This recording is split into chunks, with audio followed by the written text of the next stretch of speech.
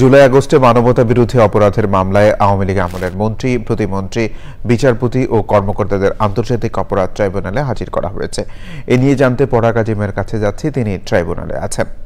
পরাগ, ট্রাইব্যুনালে সাবেক মন্ত্রী, প্রতিমন্ত্রী ও আমলাদের হাজির করা নিয়ে বিস্তারিত জানতে চাই, কি পরিস্থিতি সেখানে?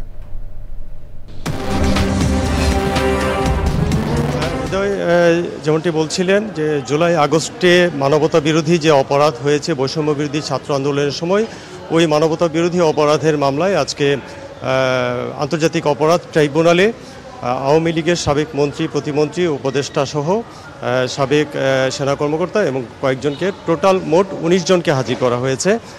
আমি যদি নাম বলি কয়েকজনের, এর মধ্যে আছেন যে সাবেক আইনমন্ত্রী আনিসুল হক, সাবেক শিক্ষামন্ত্রী দীপু মনি, পরে উনি সমাজ কল্যাণ মন্ত্রী হন,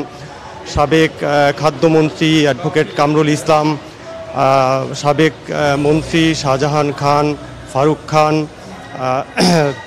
আমির হোসেন আমু, সাবেক কৃষিমন্ত্রী আব্দুর রাজ্জাক, সাবেক প্রধানমন্ত্রীর উপদেষ্টা সালমান এফ রহমান, তৌফিক ই ইলাহি চৌধুরী,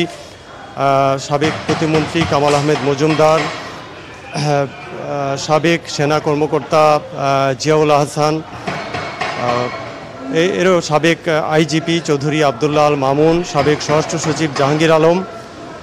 সাবেক বিচারপতি শামসুদ্দিন চৌধুরী মানিক, এরকম টোটাল 19 জনকে আজকে আদালতে হাজির করা হয়েছে ট্রাইব্যুনালে। এবং তাদের বিরুদ্ধে মামলার তদন্ত প্রতিবেদন আসলে কি পর্যায়ে আছে, মামলার তদন্ত প্রতিবেদনের জন্য একটি তারিখ নির্ধারণের কথা রয়েছে এবং মামলা কতটুকু তদন্তে অগ্রগতি হয়েছে সে সমস্ত বিষয়ে আজকে আন্তর্জাতিক অপরাধ ট্রাইব্যুনালে শুনানি হবে।